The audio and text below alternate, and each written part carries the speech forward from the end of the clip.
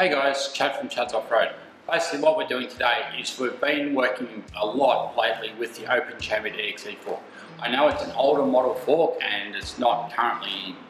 used that much in a lot of bikes, but there are still a lot of riders out there. We've been doing a lot of work with the Sherco team as well as numerous other off-road guys that are really opting towards this fork, with the latest model WP48mm and Explore fork not really getting the raps that they probably could or should.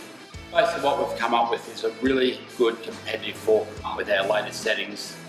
and basically what we want to do today is we're going to take this bike out and we're going to test it with a good average trail rider and get his feedback and see if our fork that we've come up for a race fork can be suited to a good level trail rider as well. So what we're going to do today is we're going to pull the forks out, we're going to go through and we're going to put our new setting in it, and then we're going to go out to the bush and actually give it a back-to-back testing and see what we can come up with as far as making it suitable for the average trail guy.